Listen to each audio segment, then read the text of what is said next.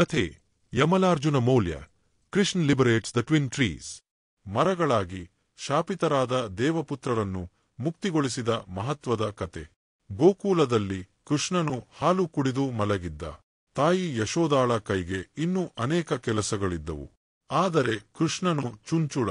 ಆ ಕಾರಣಕ್ಕೆ ಅವನನ್ನು ಒಂದು ದೊಡ್ಡ ಉರಸಿಗೆ ಕಟ್ಟಿ ಅವಳ ಕೆಲಸಕ್ಕೆ ಹೊರಟಳು. ಕೃಷ್ಣನು ಎಚ್ಚರಗೊಂಡ. ತನ್ನ ಕೈ ಕಾಲು ಉರಸಿಗೆ ಕಟ್ಟಿರುವುದನ್ನು ಕಂಡನು. ಅವನು ಜೋರಾಗಿ ಆ ಉರಸನ್ನು ಎಳೆಯಲಾರಂಭಿಸಿದನು. ಎಳೆದು ಅರೆ, ಉರಸ ಮರಗಳ ಕಡೆ ಹೋಗುತ್ತಿದೆ ಅಲ್ವಾ? ದಡನ್! ಎಷ್ಟು ದೊಡ್ಡ ಶಬ್ದ! ಎರಡೂ ದೊಡ್ಡ ಮರಗಳು ನೆಲಕ್ಕೆ ಬಿದ್ದು ಹೋದವು. ಸುತ್ತಮುತ್ತ ಎಲ್ಲಾ ಜನ ಆಶ್ಚರ್ಯದಿಂದ ನೋಡಿ ನಿಂತರು. ಆ ಕ್ಷಣದಲ್ಲಿ ಮರಗಳೊಳಗಿಂದ ಪ್ರಕಾಶಮಾನ ಎರಡು ದೇವತೆಗಳು ಹೊರಬಂದರು. ಅವರು ಯಮಲಾರ್ಜುನರು, ಶಾಪಿತ ದೇವಪುತ್ರರು.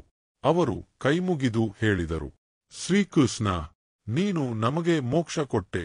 ಕೃಷ್ಣನು ನಗುಮುಖದಿಂದ ಅವರಿಗೆ ಆಶೀರ್ವಾದ ನೀಡಿದ. ಮತ್ತೆ ತನ್ನ ಉರಸ ಎಳೆಯುತ್ತಾ ಆಟಕ್ಕೆ ಮರಳಿದನು. ಅವನಿಗೆ ಇದೂ ಲೀಲೆಯೇ. ಕೃಷ್ಣನು ಕೇವಲ ಆಟದ ಮಗು ಅಲ್ಲ. ಅವನು ಶಾಪವನ್ನು ಮೋಕ್ಷವನ್ನೂ ಕೊಡುವ ದೈವಸ್ವರೂಪ. ಅವನ ಲೀಲೆಗಳ ಹಿಂದೆ ದಿವ್ಯತೆಯಿದೆ, ದಯೆಯಿದೆ, ದೇವತ್ವವಿದೆ. ಈ ವಿಡಿಯೋ ನಿಮಗೆ ಇಷ್ಟವಾದರೆ ಲೈಕ್ ಮಾಡಿ. ನಿಮ್ಮ ಸ್ನೇಹಿತರಿಗೂ ಈ ಕಥೆಯನ್ನು ಹಂಚಿಕೊಳ್ಳಿ, ಶೇರ್ ಮಾಡಿ.